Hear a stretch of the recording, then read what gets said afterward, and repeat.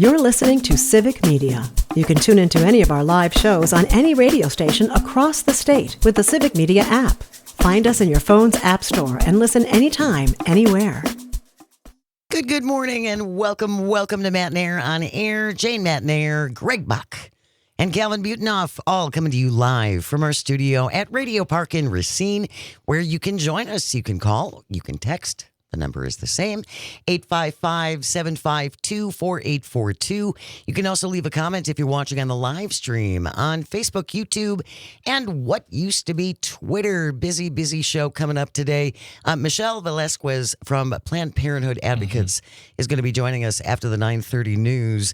Among all the other things that are going on with the budget that's being kicked around in Washington, there are some backdoor efforts now to, yes, not a surprise, defund Planned Parenthood. Mm-hmm. Oh, yeah. I mean, yeah, not shocking. Yeah, not shocking. So we're going to talk about that. And Planned Parenthood, by the way, and we will talk about this with Michelle, does offer things beyond just reproductive health care. Mm-hmm. Absolutely. They do cancer screenings and breast cancer screenings and cervical cancer screenings and all kinds of things. So, again, Michelle Velasquez is going to be joining us after the 9:30 news. Friday, that means Dan Schaefer, Civic Media's political editor and the creator of the multi-award-winning Recombobulation Area, will be here after 10 o'clock. We're going to hold off on talking about the big fight. Fight. Ooh, a good old-fashioned slap fest. Yeah, between the president and his closest buddy, the world's richest man. Yeah, so we're going to talk about that a little bit with Dan Schaefer. That will come up in hour number 2. We will wrap things up as we always do with this. It shouldn't be a thing. Today, it's the Shrinky Dink edition. I just like saying that. Shrinky Dink. Shrinky Dink. It's one of those things. This show was actually originally going to be called Shrinky Dink on air. Didn't fly through the panel. Changed the last second. Yeah. That's the way things go. Yeah. If you ever have a thing you think should not be, along with potential guests that you think we should have on the show, if you ever want to reach out to the show, super easy way to do it. You can email us at janesays@civicmedia.us. JANESAYS, all one word, Jane Says @civicmedia.us. And don't forget, too, we are in the week 1 of our statewide Text to Win Scotty Summer Contest. So coming up after 11 o'clock with Tom Hartman, he's going to have a keyword for you that you need to text in via the Civic Media app only. Yeah, that keyword will be delivered by you and I. That's right. Yes, so be listening for Greg and I after 11 o'clock with that keyword for you to text in. You have an hour to text that in via the Civic Media app, and then you're in the running for either $100 cash or a pair of Milwaukee Brewers Club level tickets. And everyone who enters is in the drawing for the grand prize, too. A little getaway, and we pay your gas. That is just like, just love that part. I know. It's great. Like Ashley in Wisconsin Rapids. She was a winner. Nice. Listening on WIRI. Well, thank you very much for listening. Appreciate and for that, playing. Ashley, and congratulations. So that's coming up after 11 o'clock. Be listening for that keyword. It happens 4 times a day in the 7, 11, 2, and 4 o'clock hours. Our statewide Text to Win Scotty Summer Contest through today and all next week. Yes. Wanted to start off by talking about some local wins. At least this is a win. Attorney General, and this is from Civic Media, our Civic Media News Department. I've heard of them. Lucas Hunt doing a great job. Attorney General Josh Kaul wins court order against Trump. AmeriCorps programs, will be restored. That's fantastic. Wisconsin Department of Justice released details. The administration has been ordered to restore programs and members of AmeriCorps. This is a nationwide program that helps address the needs of various communities, like helping veterans with therapeutic recreational activities. Again, a couple of years ago when I was at a different radio station and I did some longer feature stories and had an opportunity to talk to some of the groups that work with the VA, including a group that put on plays. That's so cool. Shakespearean plays. Yeah. Artwork, guitars, guitar lessons for veterans.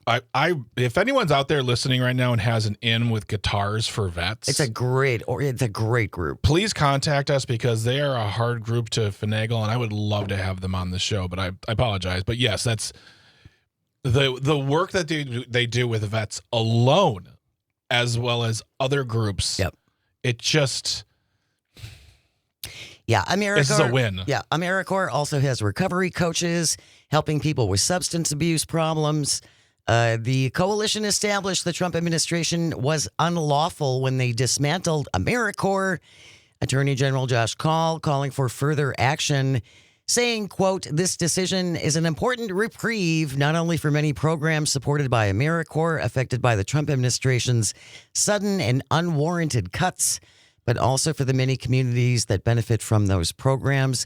Congress should also step in and prevent the Trump administration from doing further damage to AmeriCorps," unquote. And there were a whole bunch of people that were working for AmeriCorps that just got blown out. Yep. And this is another example and something we've spoken with Jim Santel about of lawyers and judges stepping in and protecting the Constitution, protecting the people, protecting our programs. Where our elected officials are not only not stepping up to protect them, but actively working against them. So thank you, Josh Kaul. Thank you to all of them who are protecting our democracy. Yeah, and especially, again, the judges that we talked about yesterday with Jim Santel. And speaking of Jim Santel, and I would imagine he will talk more about the Trump administration has been losing lots of court cases. Yes. Lots. Yes. And many of these are Trump-appointed judges. Sorry, but they are. Mm-hmm. And I'm sure Jim will have more about that tomorrow. He has a statewide show Saturdays across the network called Amicus, a law review from 9 to 11. Great show. Yes. And you can also always go back and listen to his archives if you're not able. You might be running around. It's a Saturday. People have things to do. It's a great podcast to listen to because it is just... while you're driving, while you're exercising, he just is. It's so jam-packed with information, but it's also digestible to those who are not in the law. And he speaks like a law professor, but he has the love of what he talks about. So there's a certain sense of like you feel fired up when you listen to him. Absolutely. It's just there's a positive energy. Even when he's talking about the darkest things, his energy gives me hope. So check out Jim Santel. And again, if you can't listen to his show 9 to 11 across the network on Saturdays, you can always go to civicmedia.us. Mm-hmm. Just click on shows and scroll down and you'll find Jim's show. And there's a whole bunch of archives there, like you will find for all of our shows. Yeah. The other thing that we wanted to throw in here, because we were just talking about this earlier this week with Nathan Deming. Yes. Who is a filmmaker. Yes, he is. He's a native of Toma, but he's been he kind of bounces back between Wisconsin and California making movies.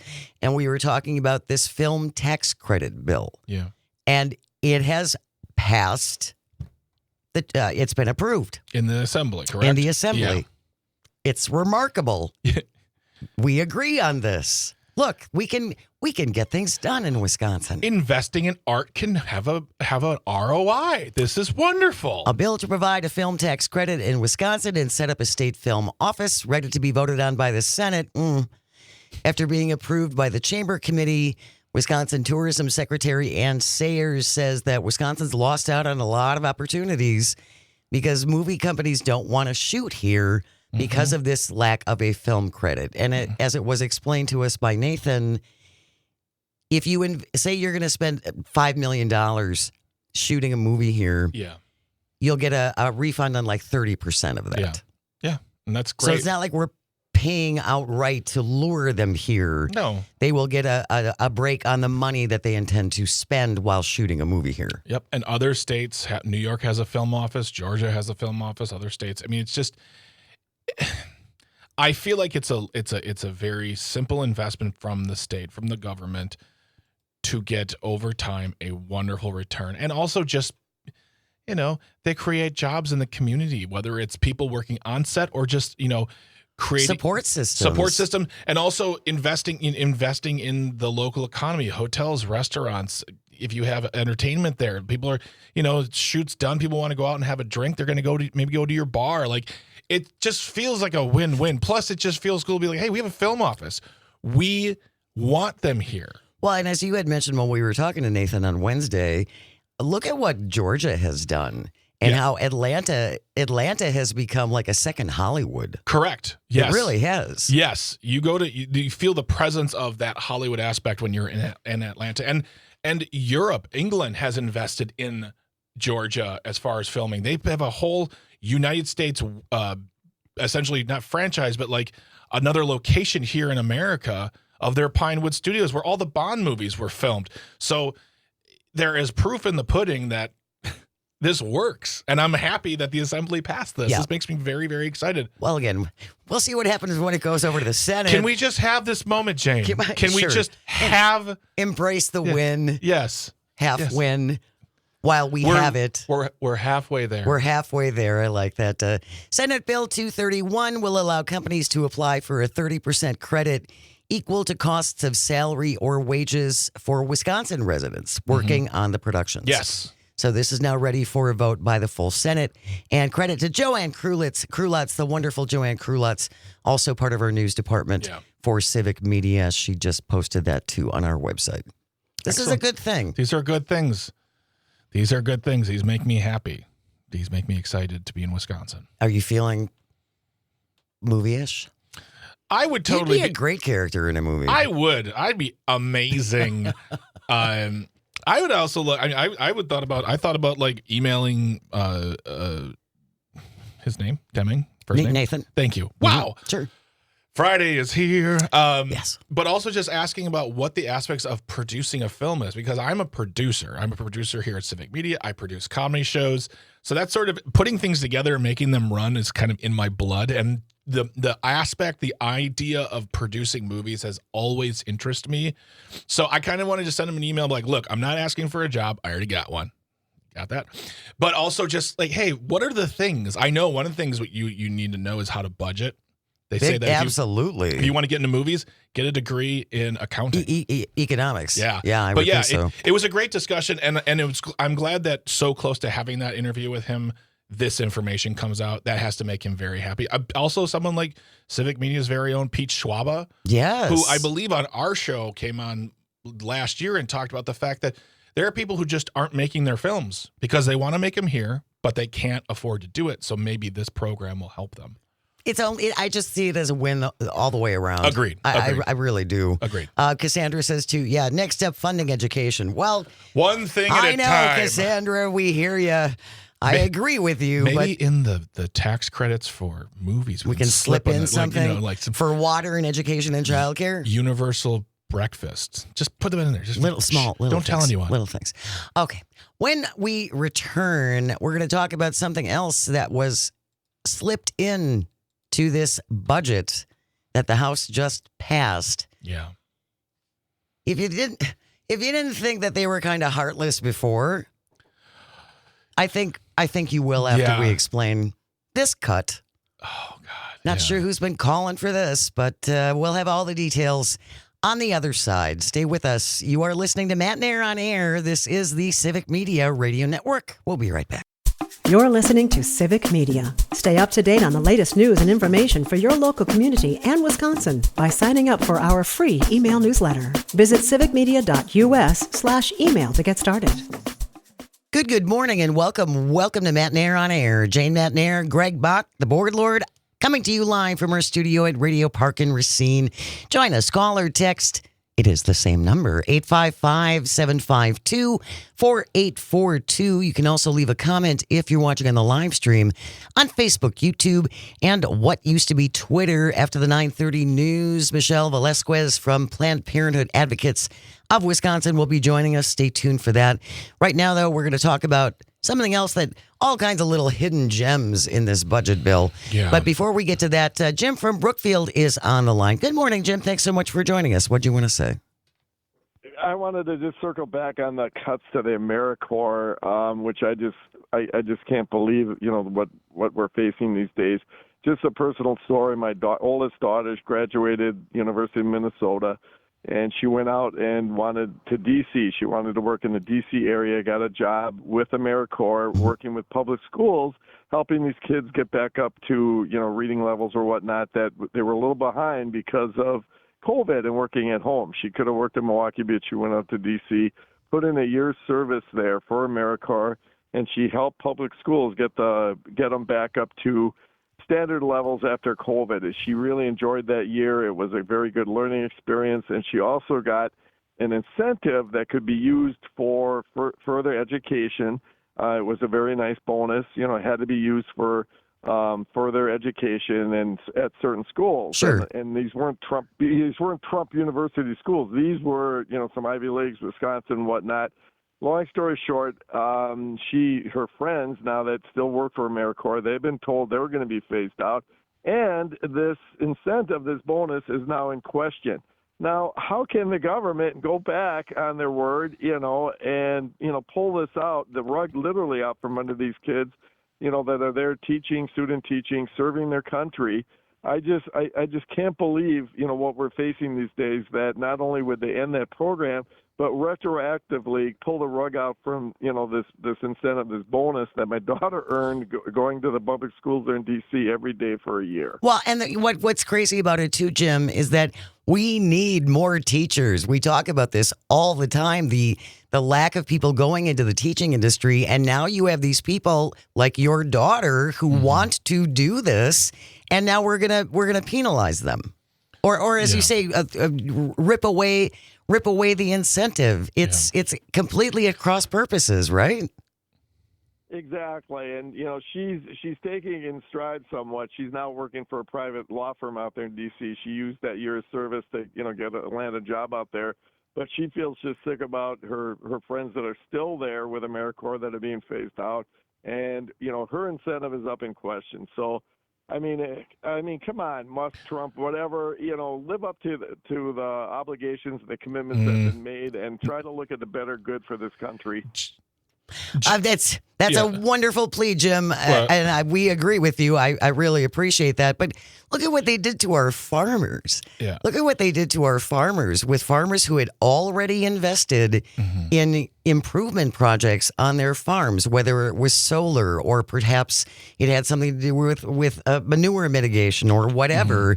They had invested this money with the promise that under the Inflation Reduction Act, I believe, that the government was going to pay them for it. And then Trump came in and left them all on the hook for that. Well, I think that unfortunately, and I don't like be the doomsayer or the Debbie Downer on this one, Jim, and everyone listening, I don't understand why any of us would hold them to any standard. As one, they said they were going to do this in the first place. But of course, they're not going to pontificate, so we didn't know the extent of these cuts. And also, they show no signs of being beholden to the people and making good on promises, let alone trying to create a country that thrives under investment, opportunity, and just saying like we're here to make sure we are the best country in the world. They say it all the time. We're the best country on earth. But they're constantly doing things that undermine that. And unfortunately, the story that, Jane, you want to talk about just is like one more. I mean, like, this is disgusting. Yeah. Republicans want to ban pets from domestic violence shelters. So hidden in this budget bill, along with that little provision that prevented states and localities from doing any regulations on AI for a decade. Yep. This also is in there. They want to cut a program that helps people who are in violent relationships bring their pets with them to shelters. So a lot of domestic abuse shelters won't take animals because they're not equipped to handle them. Yeah. The program known as PAWS, PAWS, helps fill a gap. It's a budget of $3 million. That's nothing. That is like the small staplers in an office in DC. That is nothing. I'll look it up what the percentage. It's like zero. It's gonna be like 0.000001. It is so insignificant. But they want to do what with that, Jane? They're going to get rid of it. Of course. The important part of this, and I volunteered at a battered women's shelter a number of years ago. If you're in an abusive relationship, you are highly unlikely to leave your pet behind because your abuser is going to harm your pet to get at you. So therefore, if you don't have a safe place to go with your pet, you're going to stay in this relationship. Yeah. And so this paltry $3 million for this program that helps shelters set up a place where people can bring their pets. They want to get rid of this because Diane Hendricks needs a tax cut. Yep. So do the Elines. They need a tax cut. Yep. So does Eric Hovde and Tim Michaels. so does- Those guys, they need a break, you guys. And no matter how much they fight on social media, Elon needs a tax break, and he's going to get his tax break. And yeah, Jim, you're talking about them taking away AmeriCorps or cutting AmeriCorps programs. But how do we lower the bar? Well, they just did it. Yeah. They just lowered the bar right here. We have news coming up next. Stay with us. You are listening to Matt Nair on Air. This is the Civic Media Radio Network. Good morning and welcome to Matt Nair on Air. Jane Matt Nair, Greg Mock, Calvinator on the board, coming to you from our studio at Radio Park in Racine. You can always join us. Call or text. The number is the same, 855-752-4842. You can also leave a comment if you're watching on the live stream on Facebook, YouTube, and what used to be Twitter. And if you have the Civic Media app, you can leave us a voice note as well. So you just record it on your phone, you send it in to us, and we can play it on the air. If you are busy, maybe you're driving right now and you want to pull over later and leave us a voice note, you can do that as well. Glad to be joined right now by Michelle Velasquez with Planned Parenthood Advocates of Wisconsin. Good morning, Michelle. Thank you so much for joining us. How are you?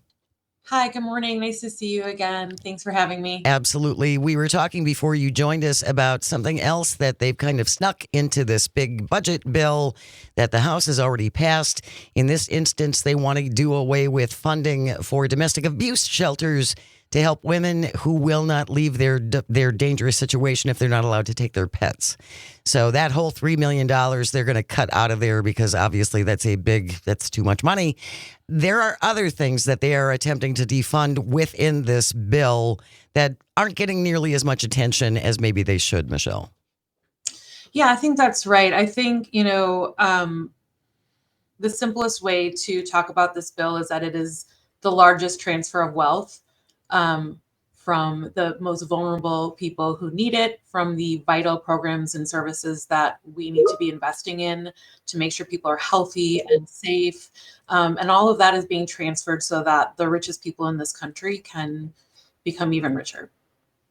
So what are your concerns as far as Planned Parenthood is concerned? What kinds of cuts and what are they going to do to that? Yeah, that's a great question. So there's a provision in this bill that would specifically defund Planned Parenthood. And what I mean by that is there's a provision in this bill that would make any nonprofit family planning, sexual reproductive health care provider who also provides abortions prohibited from being reimbursed and participating as a Medicaid provider. So sometimes people think, Planned Parenthood gets just sort of blocks of money from state or federal government, but that's actually not the case. We're a healthcare provider just like any other who sends out bills for reimbursement from, sometimes it's a private payer insurance, and other times it's a state Medicaid, which is an insurance coverage. So whether it's Badger Care or the family planning only services, Medicaid coverage, Planned Parenthood of Wisconsin provides healthcare services, sends the bills to the insurance companies for coverage, and in many cases, most cases for Planned Parenthood's care, it's Medicaid, and then is reimbursed for those health services. And what this bill does is prohibit Planned Parenthood from being a Medicaid healthcare provider because it also provides abortion. So it is sort of a backdoor way to make abortion less accessible. It's not an outright ban, but it would essentially make the largest provider of both family planning and abortion care unable to participate as a Medicaid provider. And it takes away healthcare from people who use Planned Parenthood for all sorts of things: contraception, vasectomies, breast and cervical cancer screenings, gender affirming care. So that is what this bill does, in addition to defunding Medicaid and essentially kicking off. I've heard estimates of around 11 to 15 million people would lose coverage under this bill.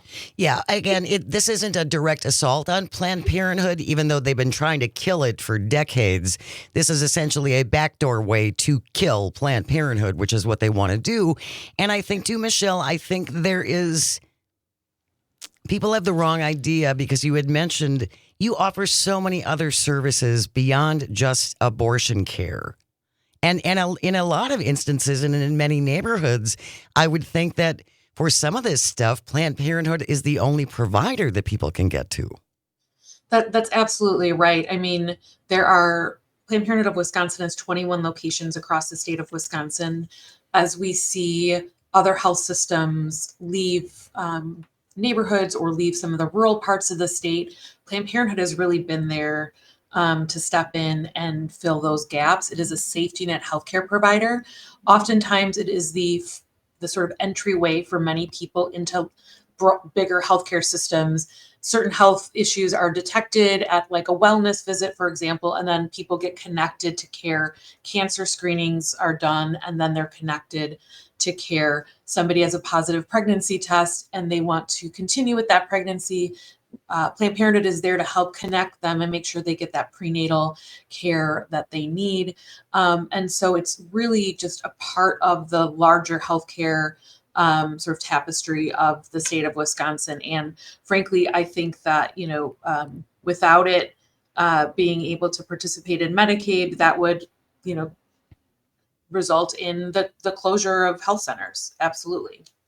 If you're just joining us, we have Michelle Velasquez, who is the Chief Strategy Officer for Planned Parenthood Advocates of Wisconsin. And Michelle, one of the things that we like to do here is, and I want to really to endorse this for the people listening right now, is sharing what you know as you're speaking on this topic, is tell your friends about what's going on. Because one of the things we're seeing with this bill going through Washington are people realizing, and some of them are elected officials who just voted on it, saying, oh, no, wait, what? That's in the, no, we can't do that. And getting the word out to people. And what are you doing as an organization to like really press it? Because as Jane has said, they've been trying to kill Planned Parenthood for decades. And we've been talking about for a long time that it's not just abortion care and access, it's all of these other things. What is the campaign to get out there? Is it phone calls, knocking on doors? How are people getting made aware of this?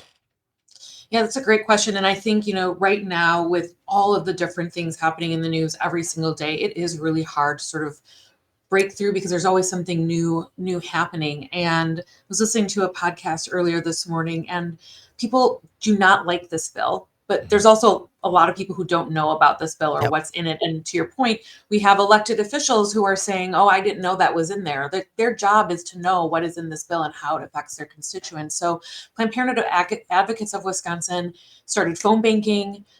People can go to the website, ppawi.org, to volunteer, get involved, just to let people know what is going on. Right now, this bill is in the Senate. So if people want to take action, it's as simple as calling your senator. So in Wisconsin, you can call Senator Tammy Baldwin and thank her because she has stood up for Planned Parenthood. She has stood up for people maintaining access to healthcare. They can call Senator Ron Johnson and tell him, no, I don't want you to vote for this bill.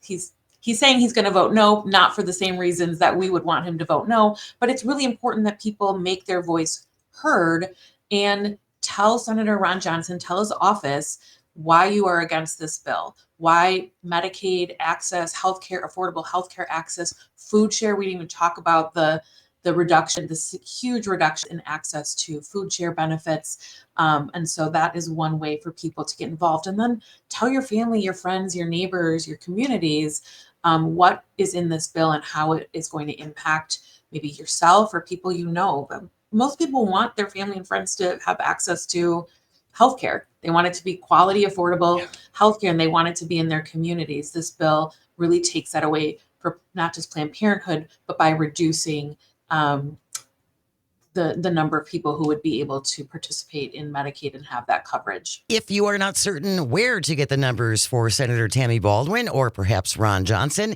just go to myvote.wi.gov, myvote.wi.gov. Really useful website. All you have to do is enter your address and click that in, and all the phone numbers and all the contact information for all of your elected officials will show up. And we've talked to a lot of lawmakers too, Michelle, in the past who have said, if they don't hear from us, then they think that we go along with them and we think this is fine. They need to know that, no, this isn't fine and I don't want you to do this, whether or not Ron Johnson's going to listen to you or not, because he's probably not going to. And I also want to talk, and you had mentioned this briefly, about the number of men who use Planned Parenthood. I think it's much higher than people realize. Yeah, I don't have the numbers off the top of my head, but certainly Planned Parenthood provides care not just to women, but to men as well, and people across the gender spectrum of all identities. And it does so in a compassionate, judgment-free way. Gender affirming care is a specific type of healthcare that is really under attack right now. And Planned Parenthood of Wisconsin has continued to provide that care, and it will continue to do so no matter what. And, in the advocacy space, these are the types of issues that Planned Parenthood Advocates of Wisconsin really organizes around all year round, to make sure that people have access to that full spectrum of care. And by taking Planned Parenthood out of the Medicaid as a participating healthcare provider in Wisconsin means that up to, somewhere around 50,000 people could lose access to its services. That's how many people Planned Parenthood of Wisconsin has seen on average over the last few years. Sometimes it has been upwards of 60,000 separate individuals. So that is a lot of people potentially losing their main source of healthcare. I'm gonna go back and say it again. Share what you know, everybody. This is like these. So I know that as you said, Michelle, there's so much going on, and the internet's on fire about two guys fighting over social media. And while that's entertaining, that is a squirrel compared to what's happening right now in this conversation. And these are the things we need to be talking. Fine, you want to talk about them fighting? That's great, but also follow up with. Did you know that this bill also is going to take another piece of healthcare away from Medicaid? Because they just can, and we have congressmen who admittedly did not read this.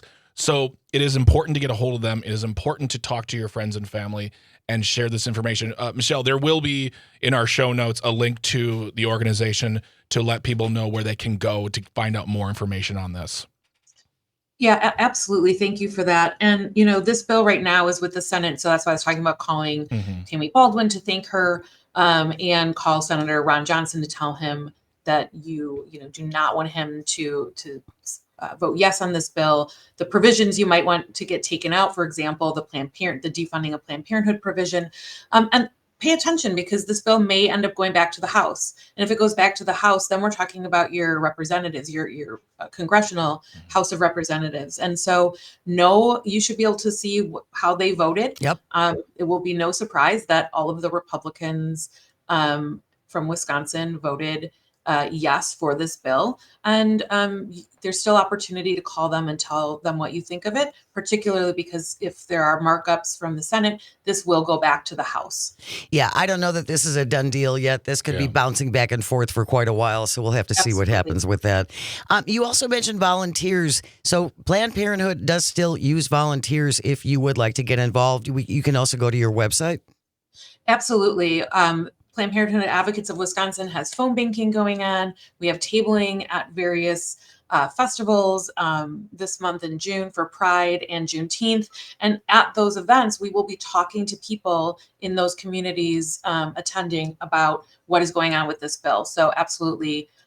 Great way to get engaged. We will include those all in the show notes, all of those links. Michelle Velasquez, the Chief Strategy Officer for Planned Parenthood Advocates of Wisconsin. Thank you so much for your time, Michelle. Really appreciate it.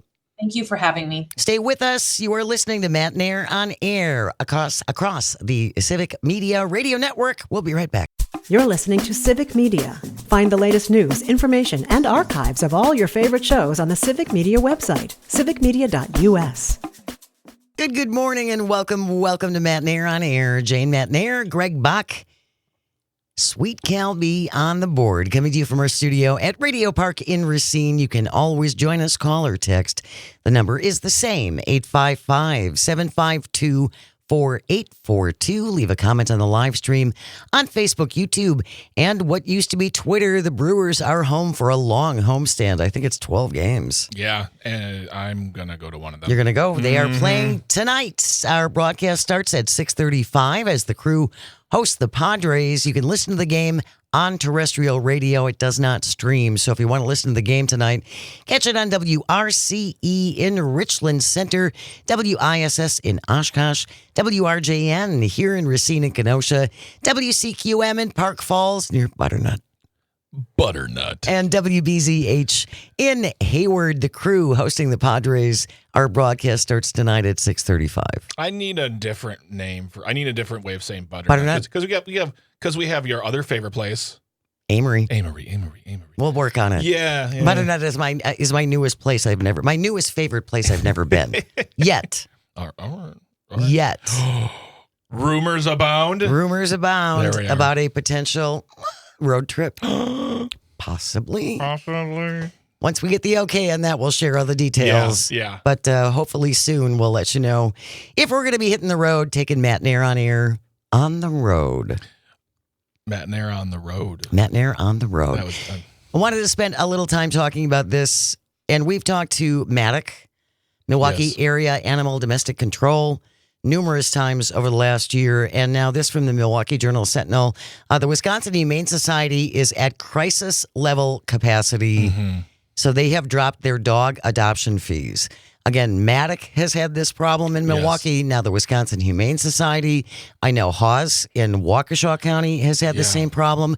They just have too many dogs. Yeah. And it's bad for the animals to be in these really crowded conditions. Yeah. Just think of the noise factor. And if you have a pet who gets anxious, think about 100 dogs being in that constant state of hype because they're close. They're too close together, and there's too many of them. Yeah. So now is a really good time. It's summertime. School's out. It's for summer. What a wonderful time to adopt a dog. I mean, I hope my wife isn't listening right now, but I would love a second dog, but not right now. Maybelle needs a friend. Everyone get on my side on this one. I'm the Calvin, you agree that Maybelle needs a friend, right? I mean, she's been alone this whole time. Alone? 2 dogs is a lot of work. Thank you. It adds a lot. That being said, God, I really think my dogs appreciate each other a lot. Okay. They keep each other company. I know. Okay, I'm going to ask a really quick question. And we'll get back to the topic because I agree, especially right now. Calvin, how far apart were your dogs? What? You had one dog and then you got a second dog. Was it within a year or two, or did you wait 5 years and got another dog?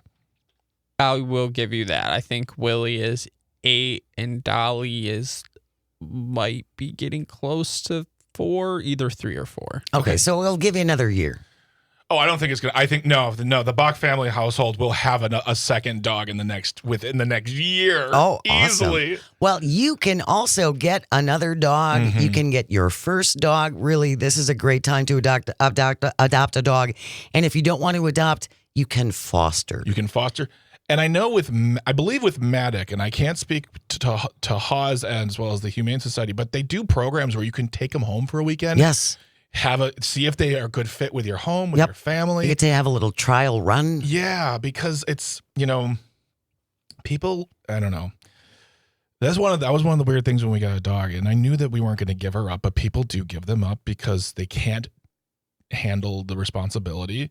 Sometimes they have to move. Things change. Sometimes they have to move, or you lose your apartment, and it's tough if you're a renter, especially being able to keep a pet. And you're right.